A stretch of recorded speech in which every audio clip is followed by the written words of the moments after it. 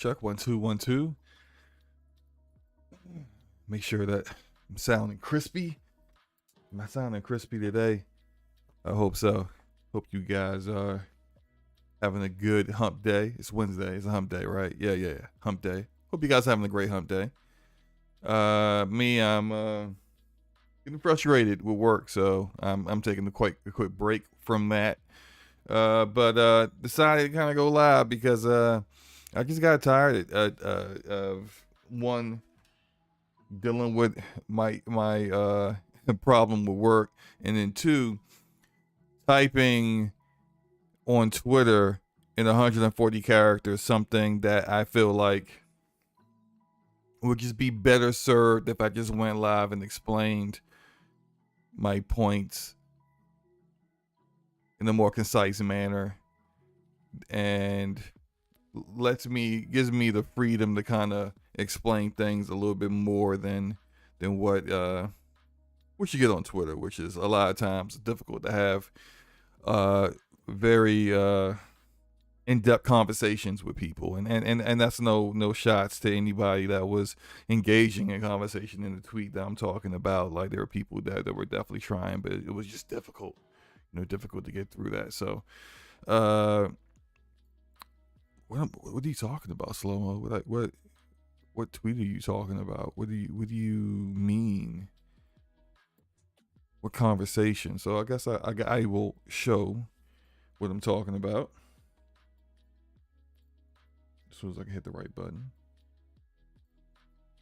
Wait a minute, is this it?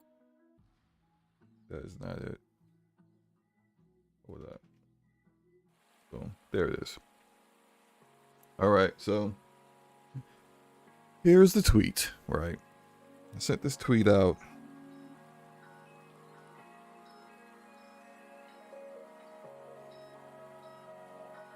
about 2 hours ago, give or take. And let me try to blow this tweet up a little bit more than I can. I mean, it's fine.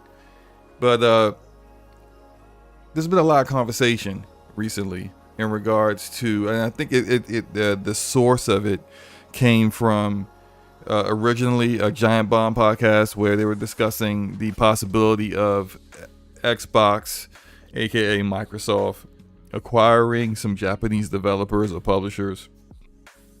Then the conversation kind of morphed into, well, what's the point when Xbox gamers don't buy Japanese games? So, like, why would they be wasting their money?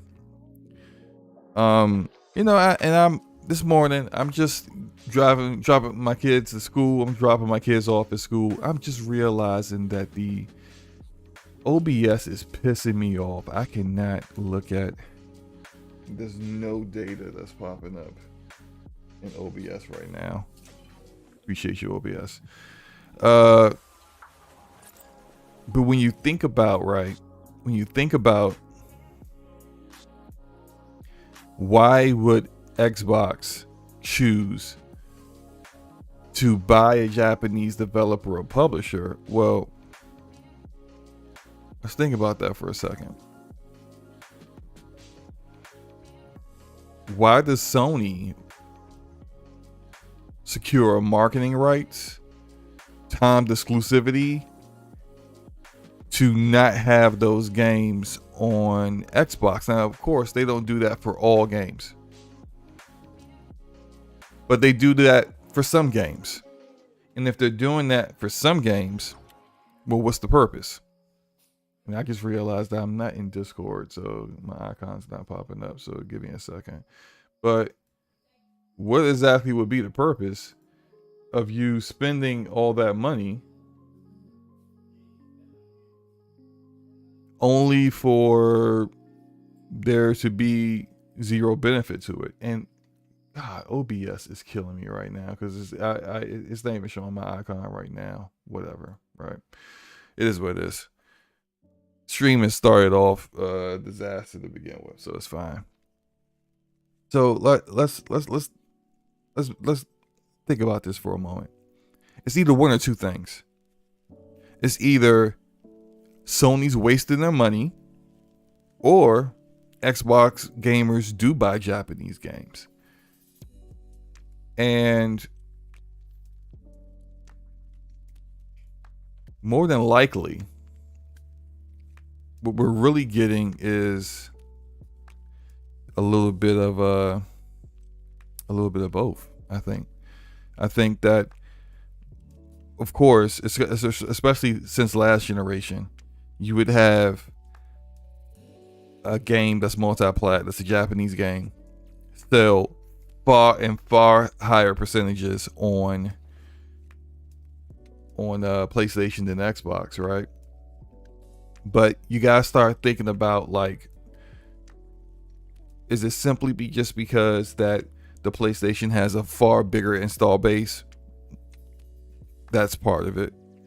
The other part of it is that the community that particular IP or game has garnered fully expect to play that game on their platform they expect the game to be on, which is PlayStation. Shout out to Sanox City says, got to get back to work, but love your content, brother. I appreciate you, sir. I hope you have a good one, man. Yeah, see, look, this is what it comes down to, and I'll explain it like this, right? Long time ago. This is, I don't know. Long time ago. I'm a kid, okay? My first introduction into role-playing games, RPGs, was what is called Final Fantasy II. Well, back then in America, but really Final Fantasy IV worldwide and in Japan. Final Fantasy IV. I saw the game in Babbage's. Shout out to y'all who actually know what Babbage's is, right? What's up, Lucius? What's up, RRD? What's up, guys? And so I see, and back then, like, we didn't have game magazines. We didn't have like trailers, and there was no internet, right? So you couldn't be like, oh, I already know what the game looks like before I play it. Nah, like, you would go into a Babbage's and you just be looking at the covers and be like, well, looks good. And then you would look at the back of the box to see what the screenshots looked like of the game, and it's determine whether you wanted to play it or not. So like, I had some money in my pocket. It was burning a hole in my pocket. I'm a kid. I go into Babbage's and I'm looking around, and I said, you know what? I want that game, because I thought the Esper on the cover looked cool, and that cool logo of Final Fantasy II. That was my introduction into role-playing games. I have a point here, so just bear with me. Now, later on, I played Final Fantasy III. I bought Final Fantasy III day one as soon as it came out. Why? Why did I buy it immediately? I bought it immediately because I played Final Fantasy II. They created a fan in me. This is on Super Nintendo. Long time ago, they created a fan in me. They built a community of people. Now, would they have potentially got my interest if they had just dropped Final Fantasy III, which was actually Final Fantasy VI, without a Final Fantasy II? Maybe, maybe not. Maybe I would have been in a different place. But regardless, I looked forward to that game coming out. And I look forward to that game coming out because I played the previous game. When they came out with Chrono Trigger, day one. Why? Because I played the previous games. And when they switched over to PlayStation, bear in mind, back then, I'm in high school. I think I was a junior. No, wait. When I got the announcement of this, I was not a junior, but I was in high school. Big Nintendo fanboy. Surprisingly, right? Especially considering, you know, my taste in games today, right? But I was a big Nintendo fanboy. And I had zero whatsoever intentions of buying a PlayStation 1. I was just like, no, absolutely not. I'm not buying that. For what? Then Square came out with the announcement that they were no longer going to make games on the Nintendo platform. That Final Fantasy VII, the next Final Fantasy, will be on PlayStation. Guess what I did? I bought me a PlayStation. And so what I'm trying to get to the point here is, You create a following. Here's a Japanese developer that created a fan in young SloMo in Washington, D.C., an entire world away, so that every time they dropped a game, I bought it. Now let's fast forward to today. Actually, let's go a little bit, not quite to today. BioWare used to be one of my favorite developers. First game of theirs I played, Knights of the Old Republic on the original Xbox. After playing that game, one of the best RPGs I've ever played in my life, I said, everything they make, I'm jumping on it. But if you were a PlayStation gamer back then, what would you know about Knights of the Old Republic? It was an exclusive to the original Xbox. You would know nothing about that game. So of course, when BioWare dropped their first game on PlayStation, which was a Dragon Age Origins, did it sell as much as it did on Xbox? No. Why would it? What does that community know about BioWare RPGs? Nothing. It takes time to build upon the audience. That this is where I'm getting to here, okay? This is where now we're getting to the fact that just in that generation, the PS3 generation, first Dragon Age Origins didn't sell that great. By the time Mass Effect 3 came out, the games on PS3 were selling just as much as they were on 360. How did they do that? Because the games were of quality and they built a following. They cultivated an audience on that platform. Now, let's get to today. Let's get to what this tweet right here is about, okay? If Xbox gamers won't buy Japanese games, then Sony is wasting their money securing marketing and time console exclusives to keep them off Xbox. What's the purpose of marketing and time console exclusives? The purpose is to give incentives to people to buy the game on your platform. What will be the purpose if the target demographic is only going to buy it on PlayStation anyway? You're wasting your money if they're never going to buy games on Xbox. I mean, if they're never going to buy your Japanese games on Xbox, you're wasting your money. You're wasting millions of dollars to Square Enix, primarily, and sometimes Capcom, because you're paying in marketing contracts to make sure that Capcom doesn't put their game in Game Pass. You're doing all of this work to keep Japanese games off of your competitors' platform that some people would say, well, they weren't going to buy them anyway. So what's the point?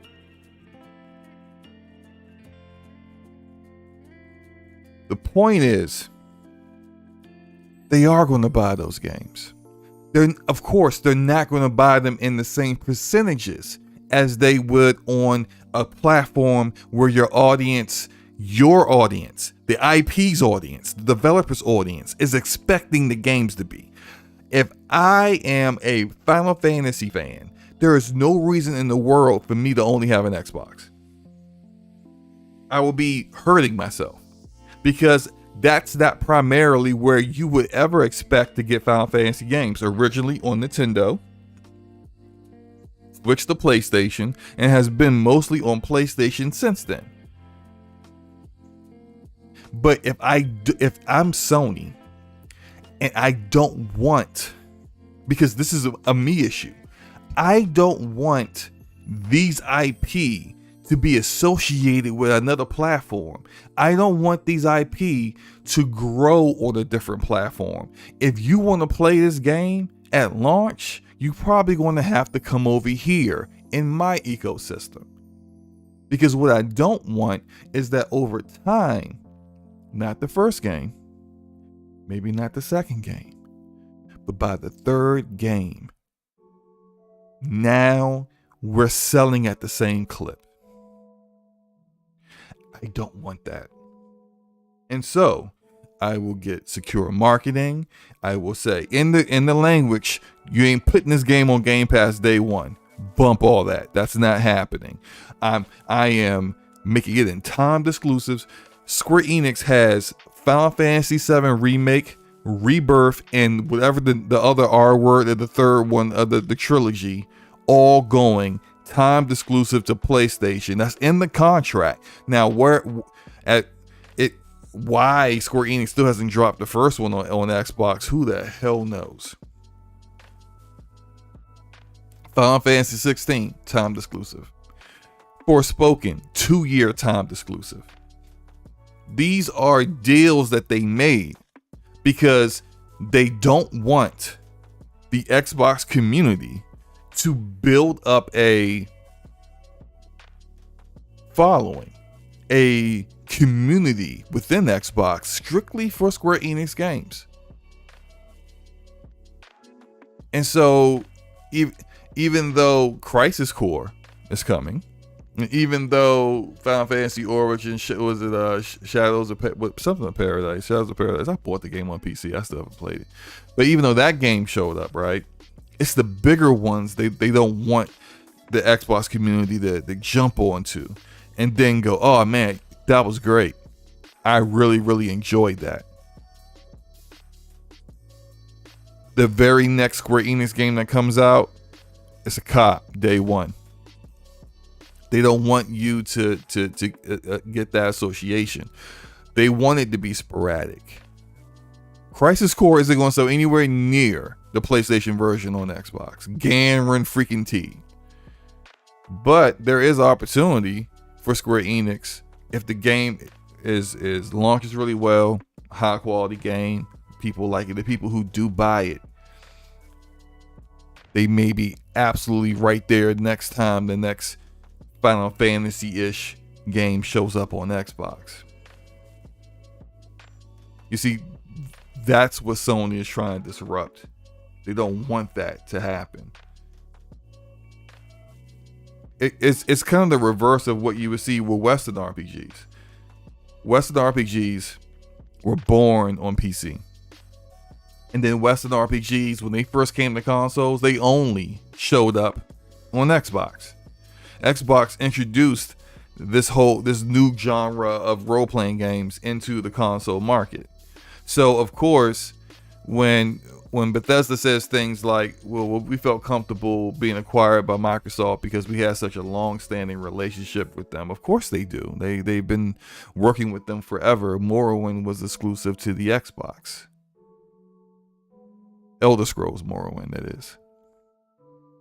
Of course they have that mentality, right? Shout out to Rob the Don 202. What's up, man? What's up? Shout out to that guy submitting. Let's see what you guys are saying here. Lucius says I commented on this tweet and a bunch of dudes kept telling me Square should still forego anywhere up to 3 million unit sales on Xbox for reasons. You know, like, and here's the thing, right? Shout out to Matt. What's up, Math? Here's the thing.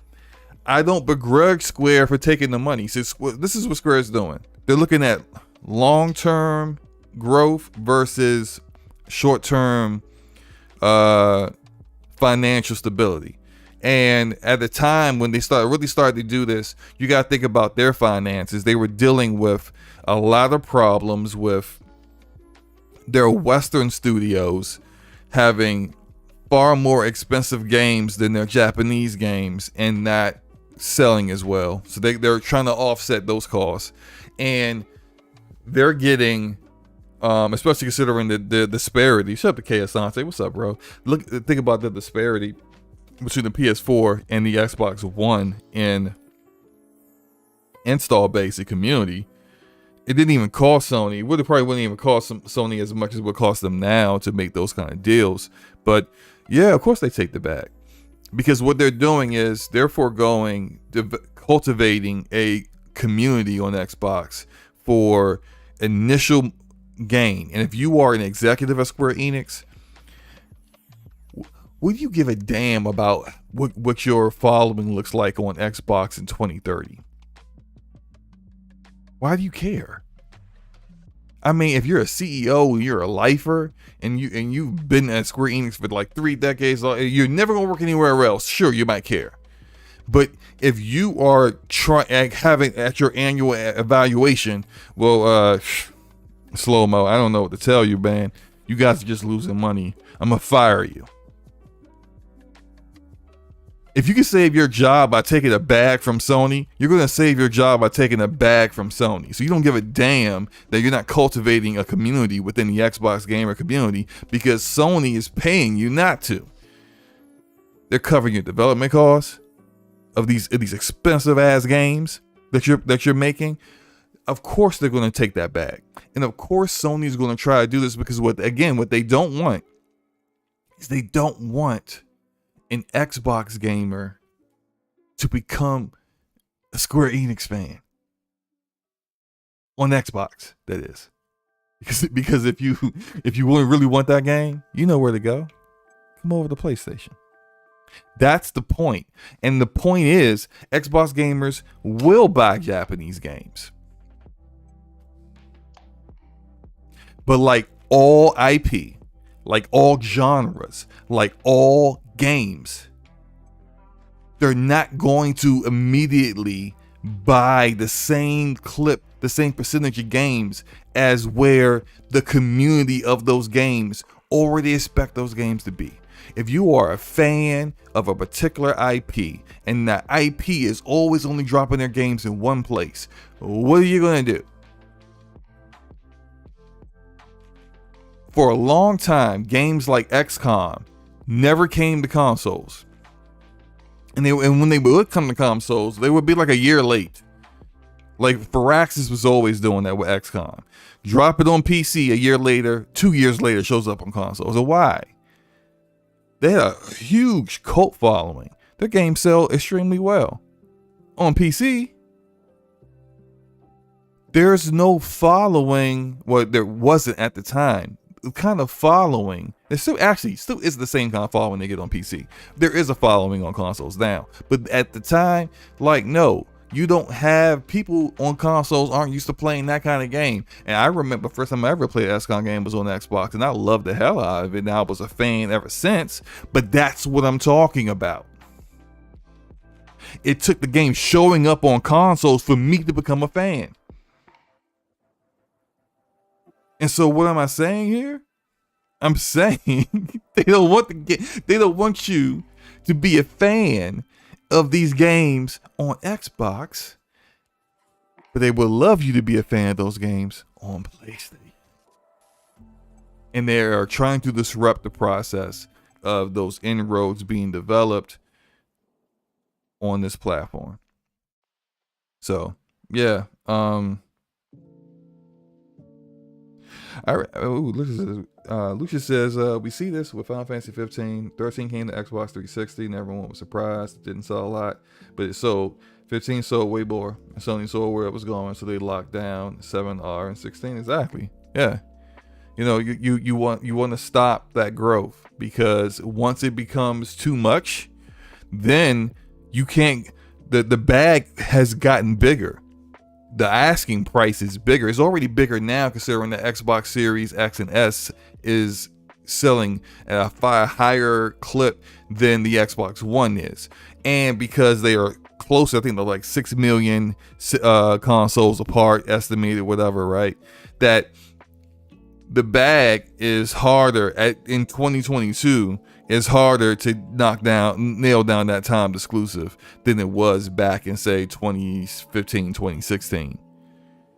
So now you really gotta spend more money, and it's gonna be a little bit more difficult to get those timed exclusives because the other platform is closer to you. This, like in the reverse, early last generation, and even in the 360 generation, Xbox had that advantage. You were selling more than your competition 2 generations ago, and then that mentality carried over into the early part of last generation with the Xbox One. That's the reason why they got Titanfall exclusive. Titanfall 1, that is. But as the dynamics change, now Sony has the ability to make those kind of deals. But as you get closer and you're more competitive, it just becomes harder and harder, because now the amount of money you have to cover, they have to look at the fact that the cost of putting the game on Xbox, the marketing, and the loss of sales. Sony has to cover all 3 of those, at least. That number gets bigger and bigger depending on the game and depending on the IP and depending on how big even like it's still too big for GTA. Like if they wanted to make, that's why like I see these rumors of GTA 6 being timed exclusive and I laugh. Like I be laughing my I be laughing my ass off because I'm like, there's just no freaking way either of them are getting timed exclusive. Either of them. There's no way either of them are getting timed exclusive game for GTA 6 or full exclusive GTA 6. The amount of money that's generated by that IP on both platforms, it's not worth it. It's not worth it to you to just completely destroy your budget for that one game. It doesn't make any sense. Rob the Don says, I think people are being disingenuous when they state your quote. They had, I have hard to see, solid Japan support on 360. Then Xbox One was out, and so to the ones the developers had the incentive to put games on Xbox. Like, yeah, look.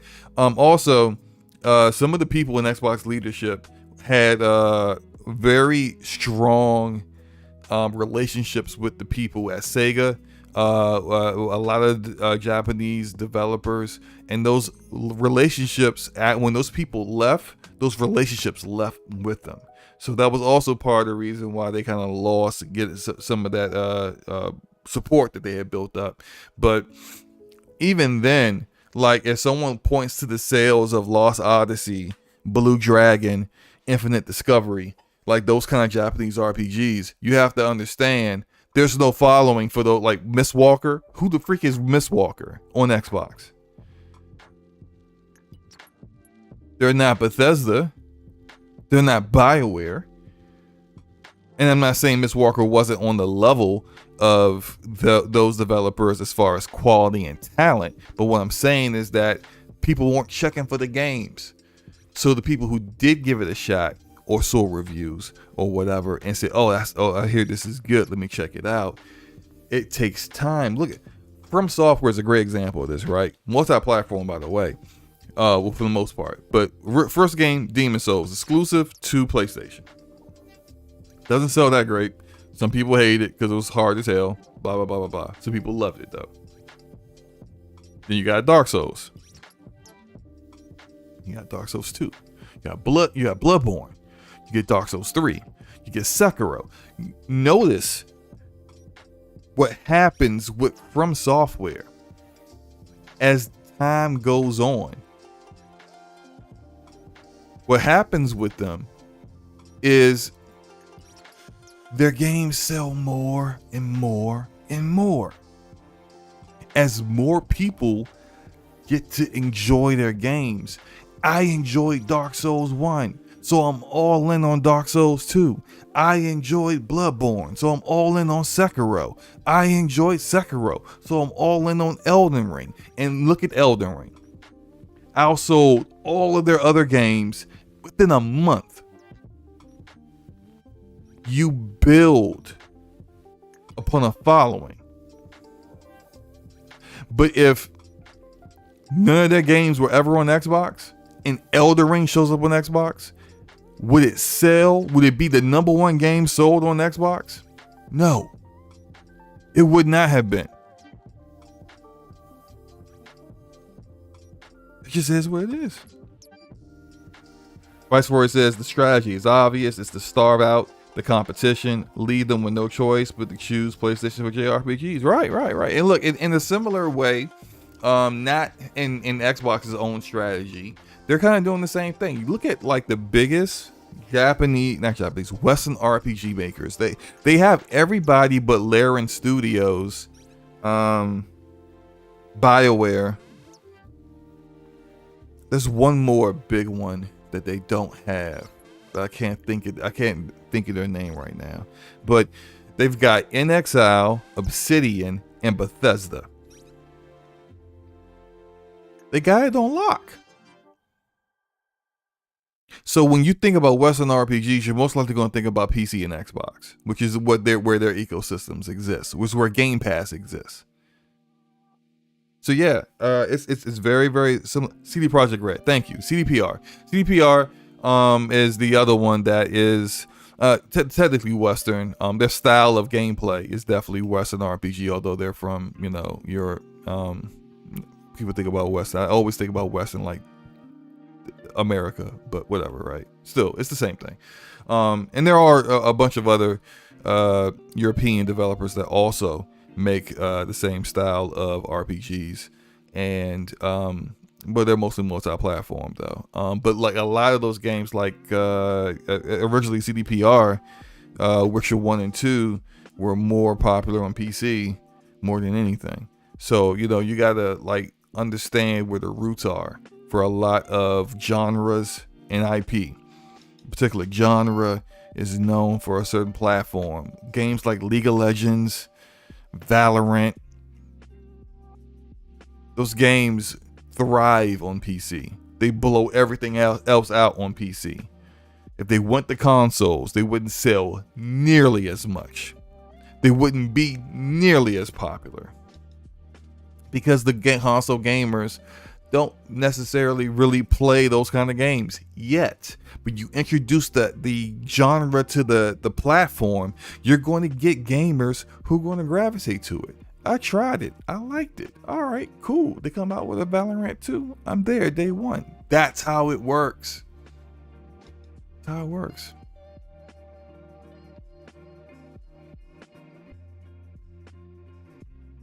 Angus, what's up, Angus? Angus says Xbox is also working towards securing its content pipeline for Game Pass. You can't plan years ahead to avoid crunch if a third-party deal takes a game off the future calendar. Yeah, look, and they're Phil Spencer going to Japan and discussing getting games over, discussing potential acquisition, stuff like that. I know people hate to see it. The acquisition stuff, but like you gotta understand, like that's just the way of the industry now. Sony's acquiring developers. I still think Sony will eventually acquire Square Enix. I think their first publisher will be Square Enix at some point. I think after the Activision Blizzard King deal is completed, I think that Xbox will likely take the Western developers that used to be with Square Enix off of Embracer's hands. I think they'll get a SloMo, and if they're going to get any Japanese publisher, it ain't gonna be Sega. Shout out to everyone. No, I think it might be like somebody like I initially thought Bandai Namco, but nah. It's gonna be probably somebody like a just regular developer. I don't think publishers will be something that they would get in Japan right now, but I think that they're all in this game. I mean, Tencent's in that game. NetEase is in that kind of game.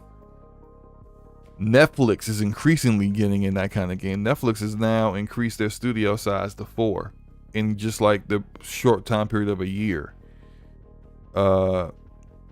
Apple has dipped their toe in here and there, looking at acquisitions. Facebook, when it comes to VR, if you make good VR games, you've talked to Meta/Facebook before. So that's just the way of the industry now. People just got to get over it. Everyone is acquiring something, and it doesn't mean it's not the death of independent and creative freedom or anything, because you're going to have other publishers that are going to step up. Devolver Digital, Annapurna Interactive, these kind of publishers will step up into the roles that other publishers used to have. But because look, even take Ubisoft for example. What's up, Corey Hill? What's up, man? Ubisoft used to just make single player stealth games. Splinter Cell, Assassin's Creed, it's what they made.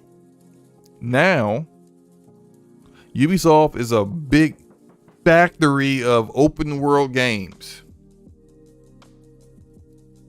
They're a big publisher now. That's what happens. That people evolve, and when there's a vacuum, there's going to be some company is going to come in and fill it. It just is what it is. But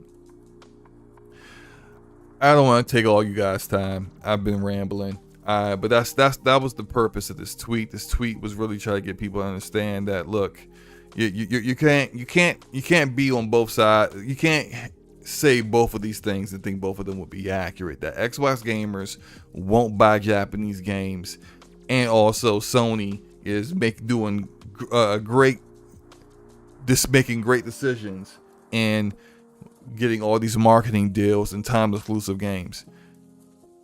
It's either Sony is wasting their time and money on this because the Xbox gamers wouldn't buy Japanese games anyway, or there's a sound strategy to it and there's a reason for it. And the reason for it is that Xbox gamers will buy Japanese games, and the more those games show up and are of quality and within the marketplace, in that ecosystem, they will increasingly continue to buy more. So, Dark Alchemist, what's up, bro? What's up, man? How long have I been live? Only 40 minutes? Oh, okay, cool. All right. I'm probably going to get back to work and get back to banging my head against the wall on a particular issue that I'm dealing with. But I mean, you guys got any questions real quick before I get up out of here? Chia Walker says Koei Techno. I don't know, man. Remind me what games they make. I'm trying to think about, like, I can't think of anything that give me a second, because I'm about to Google it, because it's like,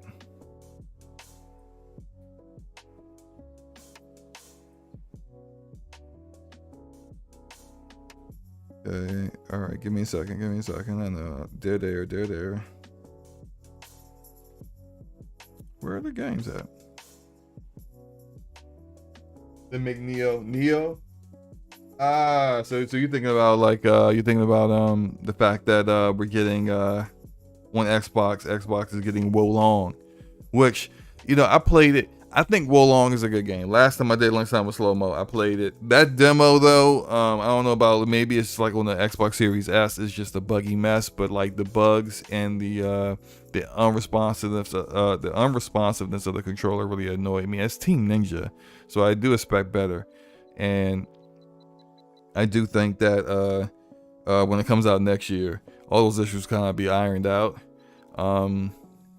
Hopefully I can play it on PC and not have to worry about playing it on the Series S. All that said, though, yeah, I guess that's a possibility. Like maybe we'll see. They're making inroads with getting some of those games. Even though I think they came out and said that Neo would not be coming to Xbox, at least not right now.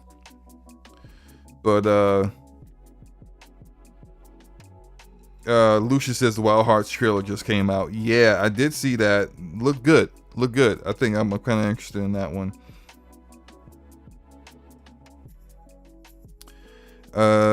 Yeah.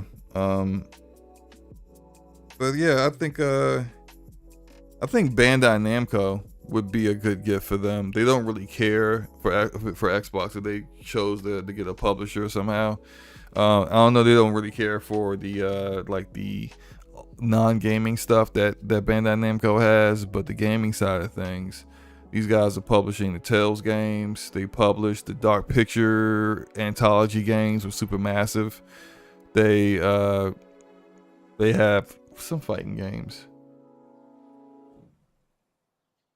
I'm not big in fighting games. I can't remember. Soul Calibur, I think. Maybe Tekken? No. I can't remember. They got a lot of IP over there, but I don't think that will work. I think they would probably not want to do that because of all the extra stuff they got.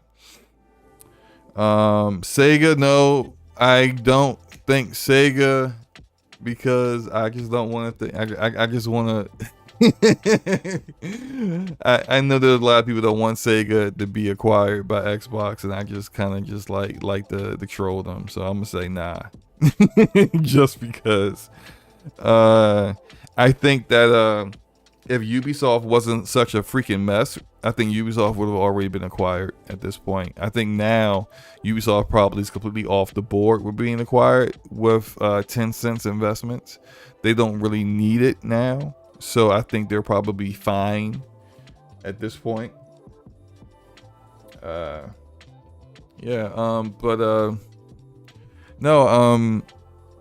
We'll see what happens. I think some of the acquisitions Xbox is going to do after the ABK deal is done is just like common sense stuff. SloMo, Certain Affinity, that is making the battle royale for Halo Infinite, and has been the main support studio for 343 with Halo. I can see them deciding to just acquire them outright, considering how important they are to that IP and Xbox Game Studios is at this time. So I can see that happening. I think by the time Perfect Dark Remake comes out, that Crystal Dynamics is going to be a first party studio of Xbox.